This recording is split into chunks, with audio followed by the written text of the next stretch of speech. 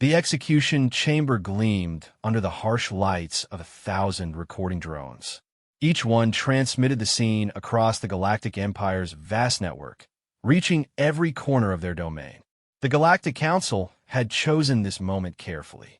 They wanted everyone to see what happened to those who defied their rule. In the center of the chamber stood a young human girl. Sarah Chun was only 19 years old, with dark hair tied back and eyes that refused to show fear.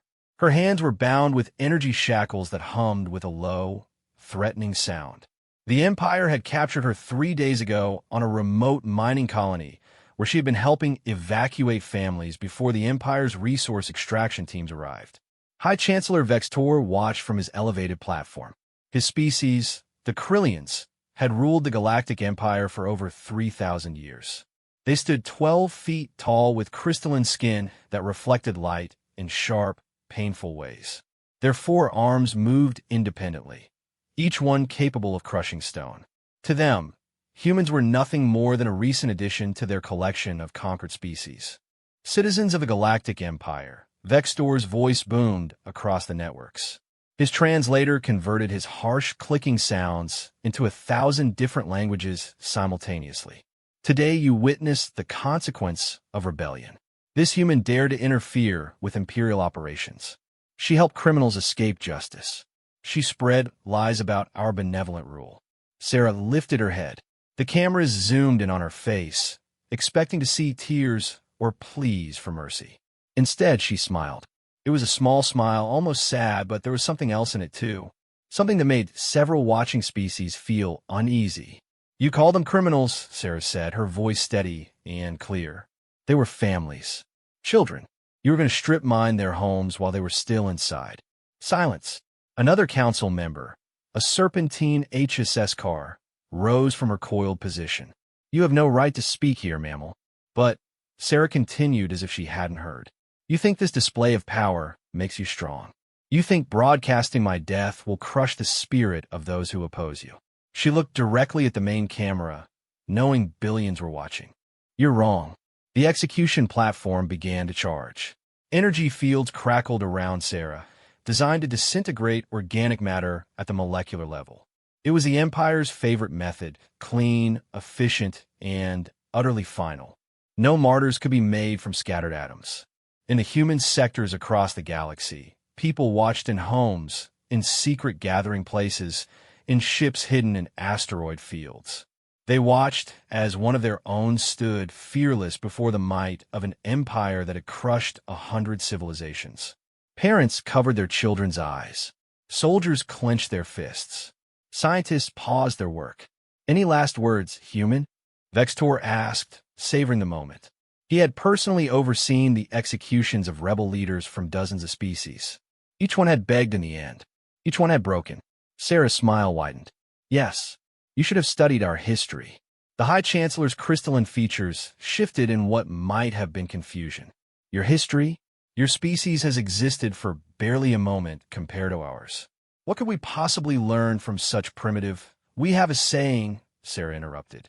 When you strike at a king, you must kill him. But there's something else we say too. She paused, letting the silence stretch across the galaxy. You can kill a human, but you can never kill what we represent. Enough of this. Vextor gestured to the execution technician. Activate the disintegrator. The energy field surged. Sarah Chin closed her eyes as the brilliant light consumed her. Across the Empire's networks, billions watched as the young human girl dissolved into nothingness. The execution was perfect, clinical, absolute. Let this be a lesson, Vextor announced to the watching galaxy. The Empire's justice is swift and final. Order will be maintained. The broadcast ended. The council members began to disperse, satisfied with their display of power. The execution chamber powered down, leaving only empty space where Sarah had stood. By every measure, it had been a successful demonstration of Imperial authority. But in a small apartment on Earth, an old woman set down her tea with shaking hands. She had recognized Sarah Chun, her granddaughter's best friend from university. On Mars, a veteran of the Colonial Defense Force stood up slowly from his chair, his mechanical arm whirring softly. In the asteroid belt, miners stopped their work and looked at each other in silence. And in a hidden facility beneath the surface of Europa, a quantum physicist named Dr. James Wright received an encrypted message. It contained only 2 words: Phoenix Protocol. He stared at the screen for a long moment, then began typing commands into his console. Around him, massive computers hummed to life. Equipment that had been dormant for years began its startup sequence. On the wall, a countdown timer appeared, 47:00, and counting down. The Galactic Empire had made its statement. They had shown the galaxy that humans were weak, that resistance was futile, that their rule was absolute. They had killed Sarah Chun on live broadcast for all to see. But they had forgotten something crucial about humans. They had forgotten that we are the species that named our first spacecraft after mythical birds that rise from their own ashes. They had forgotten that we are the ones who turn our defeats into rallying cries, our fallen into legends, our grief into rage. Most importantly, they had forgotten that humans had been preparing for this moment since the day we first made contact with the Galactic Empire. We had smiled and bowed and accepted their rules. We had let them think us weak and primitive and harmless. Sarah Chun had known she would die. She had volunteered for it, because her death was not an ending, it was a signal. And across human space, in hidden bases and secret facilities, in the hearts of soldiers and the minds of scientists, that signal was received. The Empire thought they had executed a rebel. They had no idea they had just started a timer on their own destruction. 46 minutes and counting. 45 minutes remained on Dr. Wright's countdown timer. Deep beneath Europa's icy surface, the Phoenix Protocol facility came alive with activity. Scientists who had been living normal lives moments before now moved with practiced precision. They had trained for this day, hoped it would never come, and prepared for it nonetheless. Neural pattern lock confirmed, Dr. Wright announced to his team. Sarah's quantum signature is intact. His assistant, Dr. Keiko Tanaka, checked her readings 3 times. James, these numbers, they're perfect. Better than our simulations. She was ready, Wright said quietly. She knew what we needed. The Phoenix Protocol was humanity's most closely guarded secret. 20 years ago, when the Galactic Empire first made contact, human scientists had made a disturbing discovery. The Empire's technology was superior in almost every way except one. They had never needed to develop quantum consciousness theory. Their species were long-lived, some essentially immortal. Death was just another tool of control to them, not the existential challenge it was for humans. But humans have been obsessed with death since we first looked at the stars. We had spent centuries asking what happens when we die, developing philosophies and religions and eventually sciences around that question. And when quantum computing advanced far enough, we had found something extraordinary. Consciousness wasn't destroyed at death, it dispersed. Like energy that could neither be created nor destroyed, only transformed. The Empire's disintegrator weapons worked on organic matter, breaking down physical bodies to component atoms. But consciousness wasn't purely physical. It was quantum information, and quantum information could be caught, stored, and reconstructed. Beginning consciousness retrieval, Dr. Tanaka's fingers flew across holographic interfaces. Quantum nets are responding. We're getting data streams from all monitoring stations. Around Earth's solar system, hidden satellites disguised as space debris activated their true purpose. They had been recording quantum fluctuations for 2 decades, waiting for this moment. Each human death created ripples in local space-time, tiny disturbances that most species would never notice. But humans had learned to read those ripples like sheet music. "Sir," a younger technician called out. "We're getting something else. Other patterns in the data." Wright moved to the console. On the screen, he saw not one consciousness pattern, but thousands. Tens of thousands. Every human the Empire had executed over the years. Their quantum signatures preserved in the background radiation of space, waiting. "My God," Tanaka whispered. "They're all here. Every single one." In the main chamber of the facility, a massive device began to power up. It looked like a fusion of organic growth and crystalline technology, surfaces that shifted between states of matter. This was humanity's answer to death itself. Not prevention, but reversal. Not for everyone, that would have been noticed. But for those who volunteered, who knew their deaths would serve a purpose, resurrection was possible. Neural reconstruction at 20%, someone announced. Molecular assemblers are online. Meanwhile, across human space, other facilities were activating. The Phoenix Protocol was just one part of a larger plan, a web of preparations that had been quietly woven through 2 decades of apparent submission.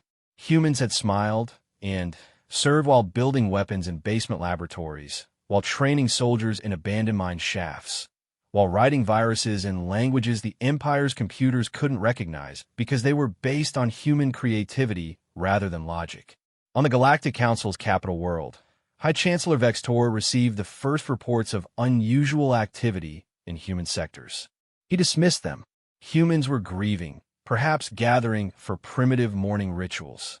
Let them cry for their dead terrorist. It would remind them of their place. He didn't know that in that moment, 43 minutes after Sarah Chen's execution, human cargo ships were quietly changing course.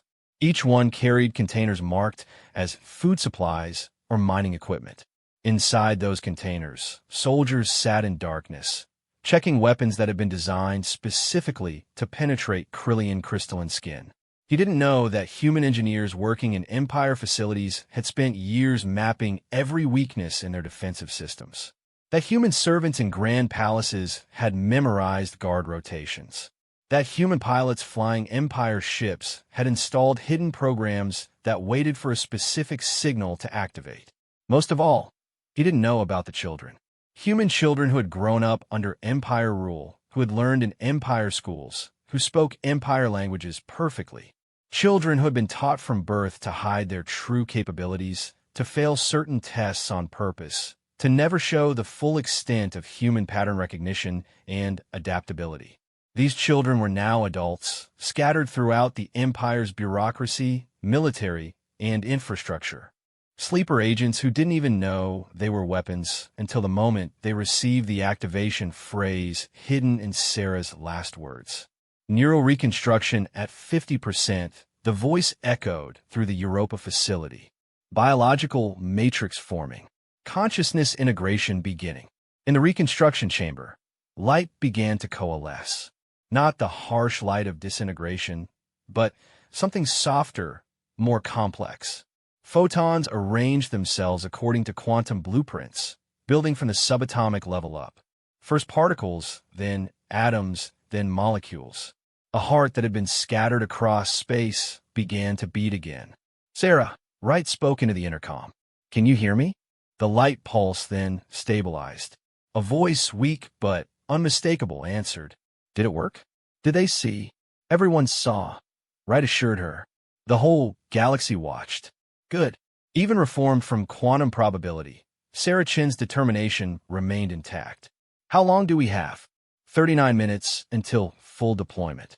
Then, we'd better hurry. I'm not the only one they've killed.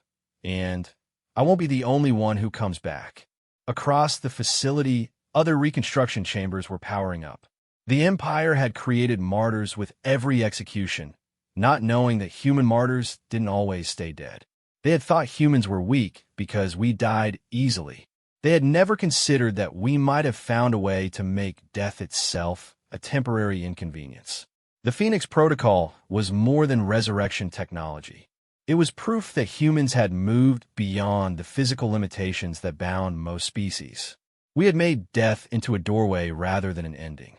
And now, as the timer counted down past 38 minutes, we were about to show the galaxy what happened when you push humanity to the edge of extinction. The Empire had rules about death. Clear, simple rules. Dead meant gone. Executed meant erased. These rules had worked for 3,000 years of dominance. But humans had never been good at following rules. We had always preferred to rewrite them instead. And in 37 minutes, the Galactic Empire would learn that when humans said, "Give me liberty" or "Give me death," we had found a way to have both. In her newly reconstructed body, Sarah Chun stood up. Around her, others were rising from their own chambers. They were the executed, the murdered, the disappeared. They were humanity's secret army of the dead, and they were very, very angry. All teams, this is Phoenix 1, Sarah spoke into a communicator. Begin Phase 2. Let's show them what resurrection really means. 35 minutes after the execution, the first signs of coordinated human resistance appeared across the Empire. They started small, communication networks experiencing strange delays, navigation systems developing minor glitches, automated systems requiring manual overrides. Nothing that seemed connected, nothing that appeared deliberate.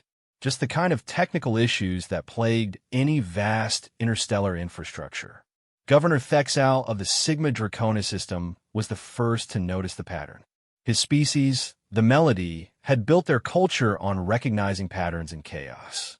As he reviewed the morning reports, his 4 eyes narrowed in concentration.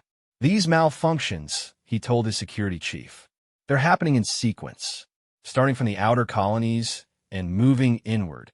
Coincidence, surely, the chief replied. Human systems are notoriously unreliable.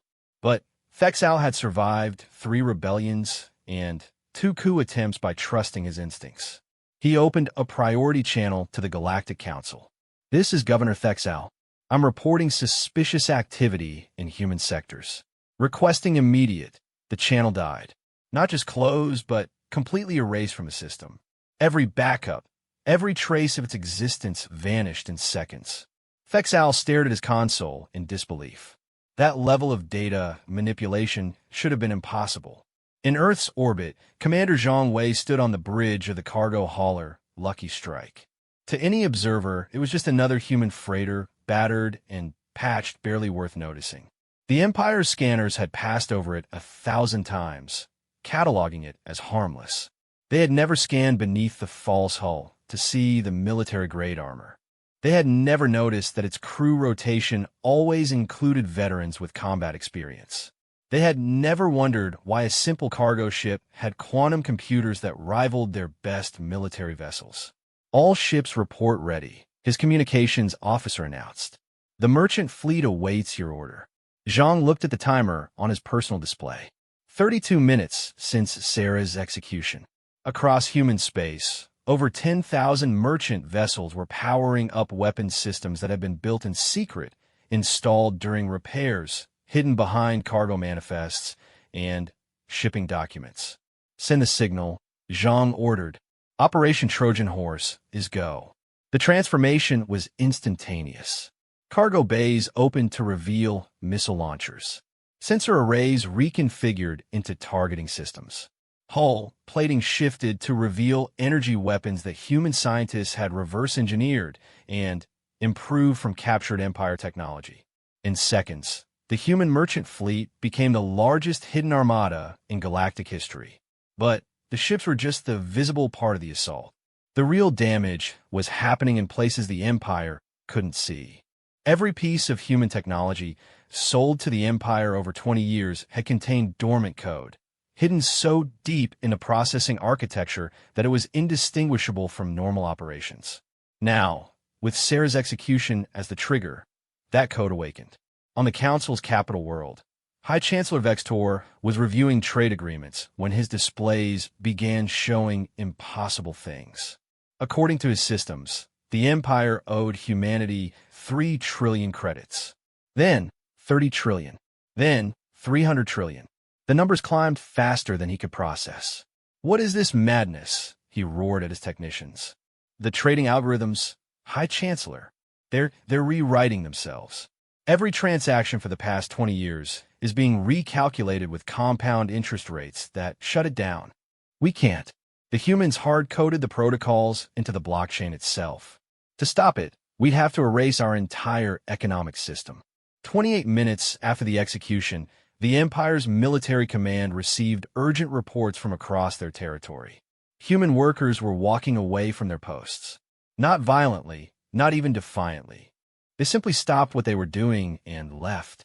Pilots abandoned ships in space dock. Engineers left power plants running on automatic. Servants disappeared from palaces and government buildings. The Empire had never realized how dependent they'd become on human labor. Humans worked for lower wages than other species. They learned faster, adapted quicker, complained less. They had made themselves indispensable by being useful, and now their absence created cascading failures across entire star systems. But the leaving workers weren't going home. They were gathering at predetermined locations where caches of weapons and equipment had been hidden for years. Every human had been assigned a role, a place, a purpose in the plan that was now unfolding. The janitor who cleaned the Empire's military headquarters had memorized every security code. The chef who cooked for the Admiral's staff had poisoned food supplies with slow-acting compounds that would activate on command. The teacher who educated Empire children had taught them songs that were actually encrypted instructions for sabotage. On Europa, Sarah Chin stood before a holographic display showing the galaxy. Red dots marked Empire strongholds. Blue dots showed human positions. Green indicated systems where the Phoenix Protocol was activating, bringing back those the Empire thought they had eliminated. "Ma'am," Dr. Wright approached her. "We've received confirmation. All resurrection facilities are online. We've recovered 93% of executed personnel from the last 5 years." Sarah nodded. Each person brought back was someone who had died believing in humanity's cause. They were scientists who had refused a hand over dangerous research, soldiers who had protected evacuating civilians, citizens who had stood up to Empire brutality. Now they were returning, not as victims, but as an army that had already died once and feared nothing. "And the others?" she asked. "The volunteer forces are in position. 2 million humans ready to fight." "But Sarah," Wright hesitated. "That's not enough to defeat the Empire's military. Not in conventional warfare." Sarah smiled, the same smile she had worn facing the execution chamber. "Who said anything about conventional warfare? We're humans, James. We don't fight fair. We fight to win." 25 minutes after the execution, the Empire's communication networks achieved full compromise. Human operators had spent years learning the protocols, mapping the connections, understanding the architecture. Now they used that knowledge to turn the Empire's greatest strength, its vast communication system, into a weapon. Every screen in the Empire suddenly displayed the same image: Sarah Chun standing in the execution chamber, smiling as she died. But the image shifted, transformed. Behind her appeared thousands of faces, tens of thousands.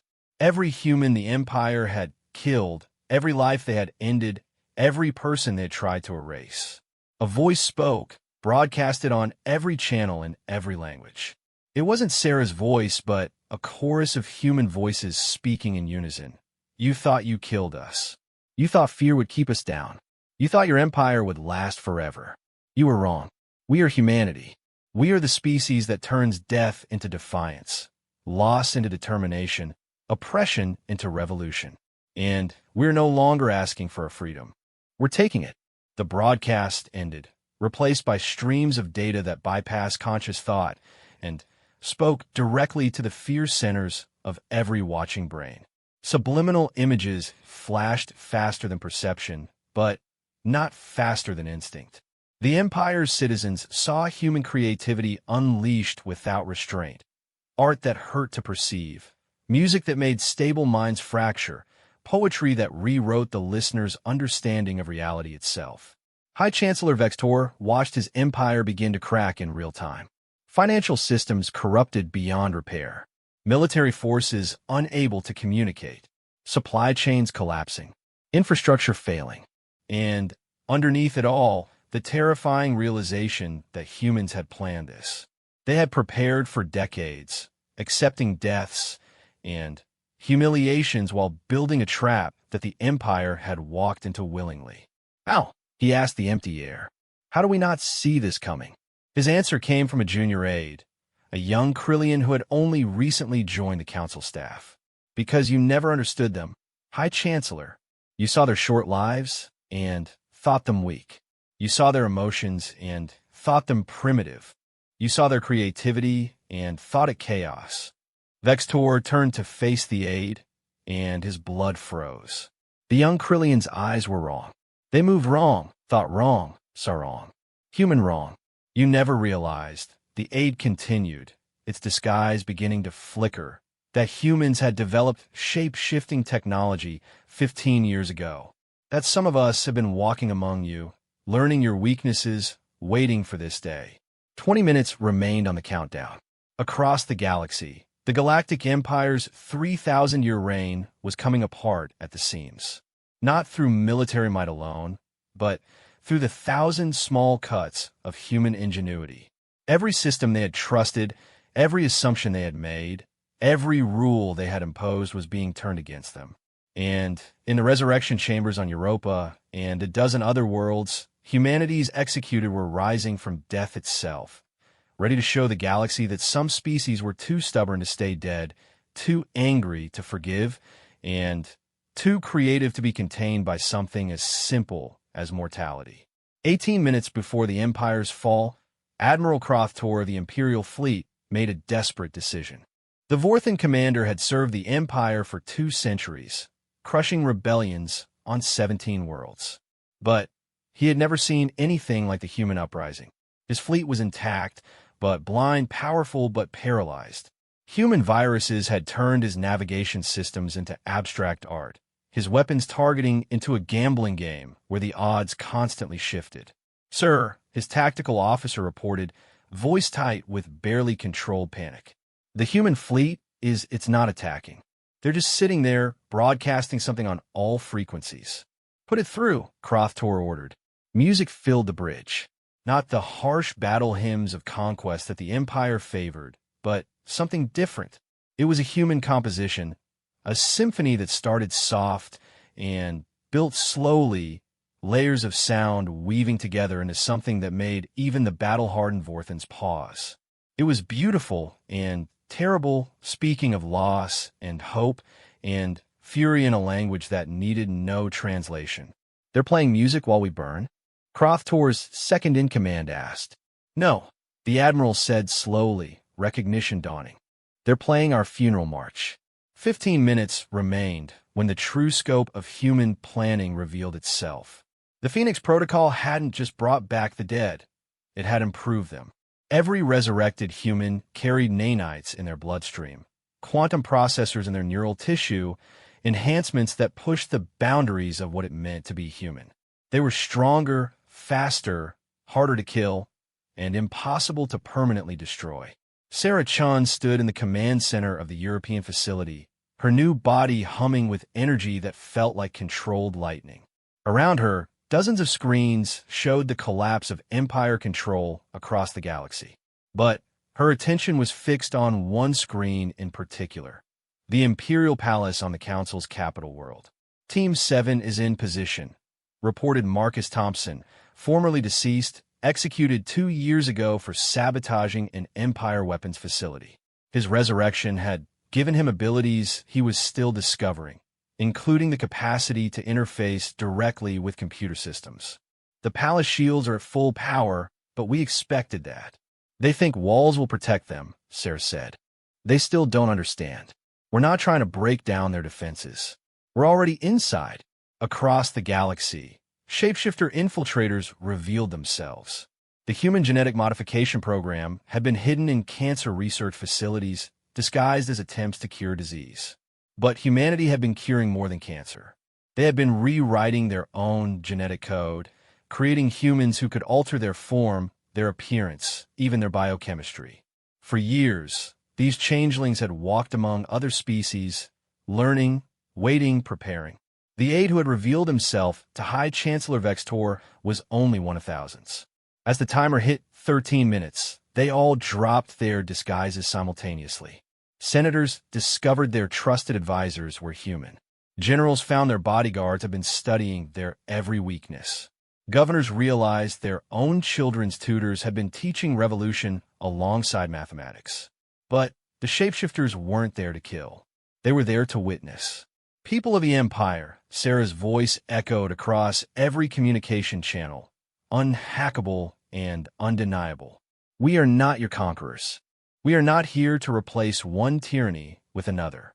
We are here to show you that your leaders have been lying to you for 3,000 years.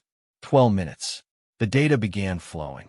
Every secret document, every hidden genocide, every covered-up atrocity that the Empire had committed over millennia was released simultaneously. The shapeshifters had gathered it all, stolen from the most secure databases, copied from the most private communications. Entire species that the Empire claimed had died from plagues were revealed to have been systematically exterminated. Trade agreements exposed as slavery contracts. Peace treaties shown to be surrender demands backed by threats of annihilation. No! Vextor roared from his throne room. Shut it down. Stop the broadcasts. But his own communication chiefs were humans in disguise, and they ensured every citizen of the Empire saw the truth. The careful propaganda of 3 millennia crumbled in minutes, leaving only the ugly reality of what the Galactic Empire really was. 10 minutes. The human fleet moved, not to attack but to surround. They formed a perfect sphere around the Empire's capital world, each ship linked to the others through quantum entanglement communicators that the Empire's technology couldn't intercept or jam.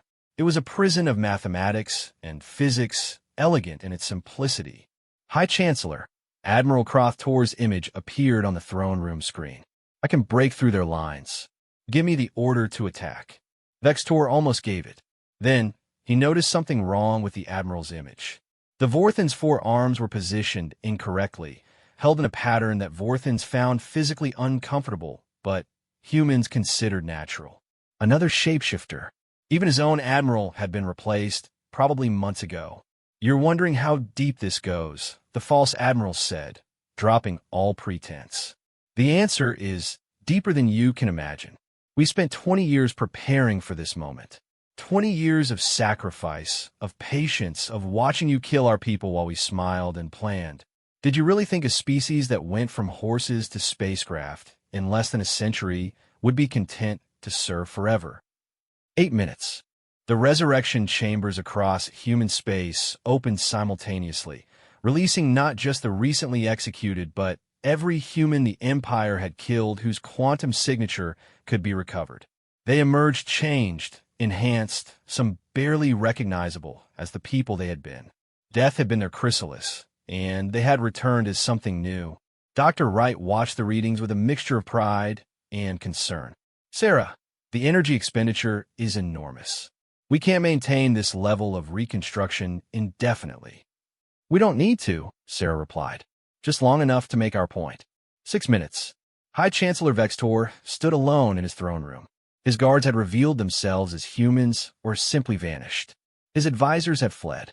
His empire of 3,000 years was collapsing faster than he could process. But he was Krillian, heir to conquerors, bred for dominance. You think you've won, he broadcast on the only channel still responding. But there are powers in this galaxy greater than your tricks and schemes.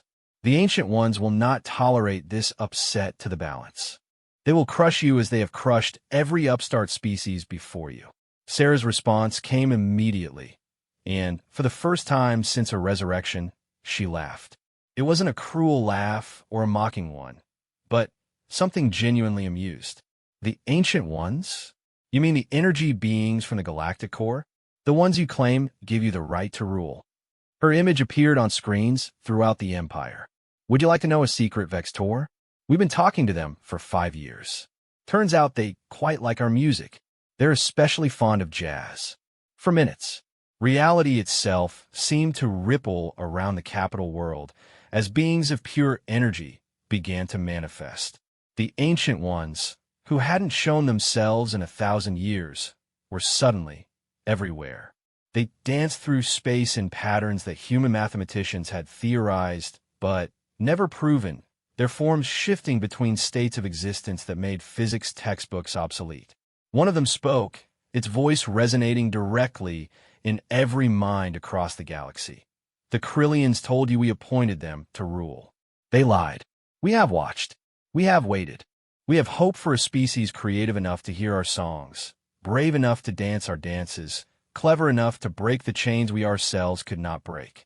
Humans have proven themselves. The age of empire ends. The age of symphony begins. 2 minutes. Vextor fell to his knees. Around him, the palace began to transform. Human nanites released into the air were converting the very structure, turning cold crystal into something organic and alive. Walls sprouted gardens. Ceilings became sky. The throne dissolved into a circle of seats where no one sat higher than another. "This is impossible," he whispered. "No," Sarah Chan said, and suddenly she was there, standing before him. Not a projection, not a transmission, but actually there, having somehow traveled thousands of light years and seconds. "This is human. We make the impossible possible. We turn death into life, enemies into allies, empires into communities. That's what our species does." 1 minute. Across the galaxy, the transformation accelerated. Empire military bases became schools. Weapons factories retooled themselves into hospitals. The infrastructure of oppression was repurposed for creation and growth. Humans who had been scattered across the stars began the long journey home. But they traveled now as teachers and healers, engineers and artists, carrying the best of what they had learned to share with others. "You killed me," Sarah said to Vextor. "Broadcast it to the entire galaxy. And in doing so, you gave us exactly what we needed, a symbol, a moment, a catalyst for change that had been building for 20 years. 0. The timer reached its end. The Galactic Empire, which had stood for 3 millennia, officially ceased to exist. Not conquered, but transformed. Not destroyed, but evolved. In its place rose something new. Not another empire, but a confederation of free species, each contributing their unique gifts to a greater whole. And at the center of it all stood humanity, the species that had turned their greatest weakness into their greatest strength. We had made death temporary, transformation possible, and creativity into a force that could reshape reality itself. The Empire had executed a human girl on live broadcast, thinking it would cement their power forever. Instead, they had lit the fuse on their own transformation. And in exactly 47 minutes, they had discovered that humans didn't conquer their enemies. We recruited them. The galaxy had changed in 47 minutes, but the real transformation took place in the days that followed. Species that had served the Empire for millennia suddenly found themselves free to make their own choices, and the prospect terrified many of them. 3,000 years of rigid hierarchy couldn't be undone in an instant, no matter how dramatic the revolution.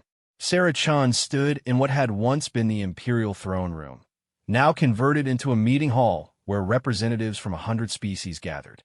The transformation was remarkable. Where once crystal spires had proclaimed dominance, living trees now grew, their branches interweaving to form natural acoustic chambers. The throne itself had become a fountain, its water singing with harmonics that the ancient ones had taught to human composers. "Many of you are afraid," Sarah addressed the assembly.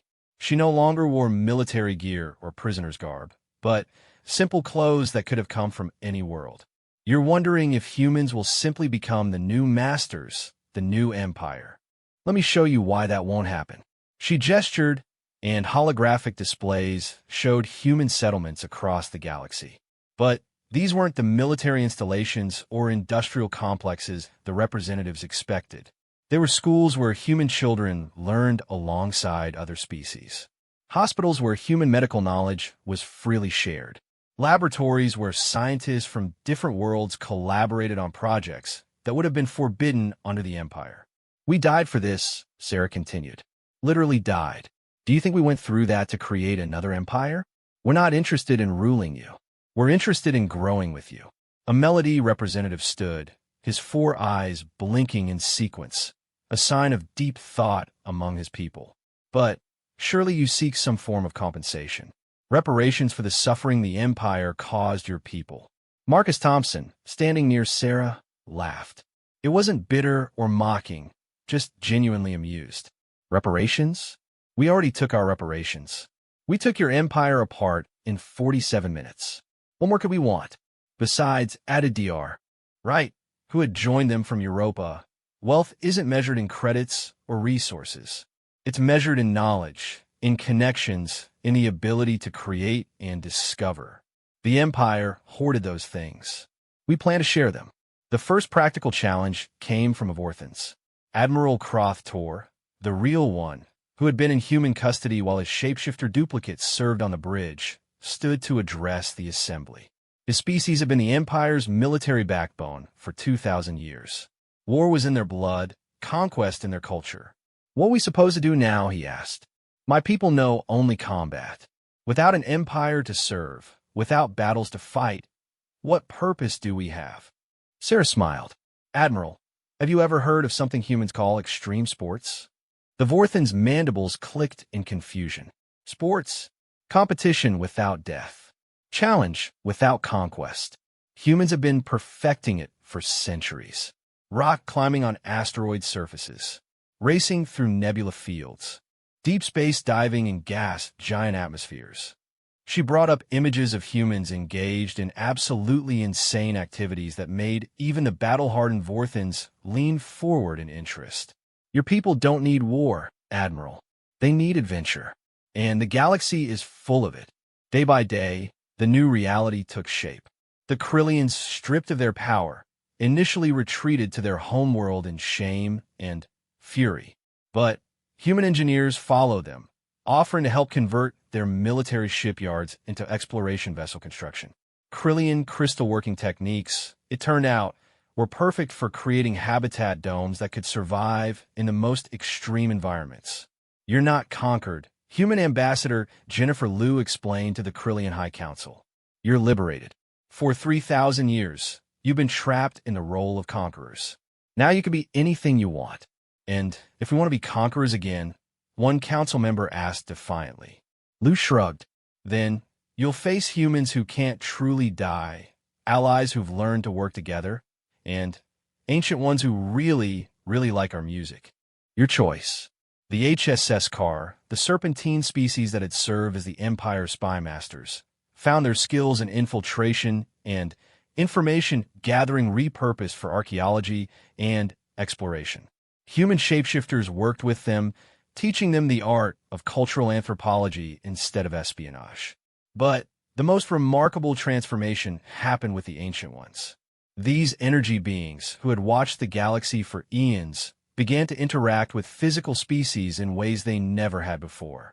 They were drawn to human creativity like moths to flame, and through humans, they began to understand the other species better.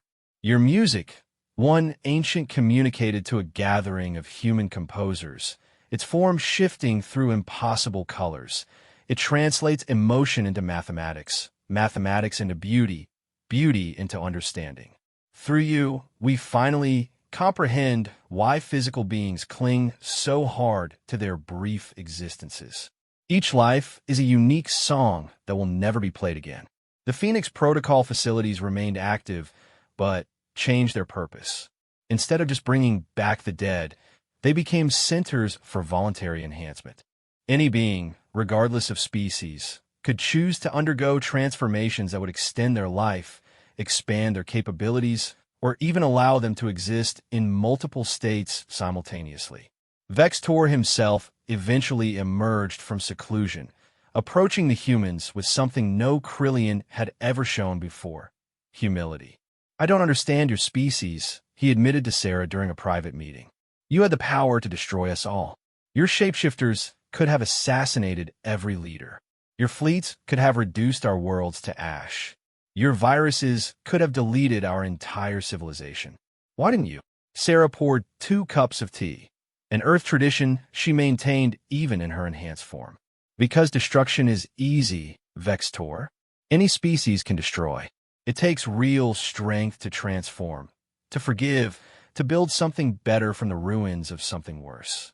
"But I killed you," Vextor said, his crystalline form dulling with what might have been shame. "I stood there and watched you die." "Yes," Sarah agreed. "And that was the best thing you could have done for our cause. My death sparked a revolution. Your empire created the very catalyst for its own transformation. There's a human concept called poetic justice. You should look it up. The new galactic government that emerged wasn't perfect. There were conflicts, misunderstandings, and growing pains. Some species struggled to adapt to freedom after millennia of control. Others pushed boundaries too far, too fast. But humans were there at every step, not as rulers but as facilitators, mediators, and friends. The merchant fleets that had revealed themselves as warships were converted into a rapid response force for disasters and emergencies. The resurrection technology was refined and shared, though few species had the quantum understanding to fully utilize it. The Shapeshifter program expanded to include volunteers from other species, creating a core of cultural ambassadors who could truly walk in each other's shoes, or tentacles, or energy fields. 1 year after the fall of the Empire, Sarah Chun stood once again before a galactic audience. But this time, she wasn't in chains. She wasn't facing execution. She was presenting the first collaborative project between all member species, a probe designed to explore beyond the galactic edge, incorporating technology from every civilization. A year ago, the Empire executed me for helping families escape their homes, she said.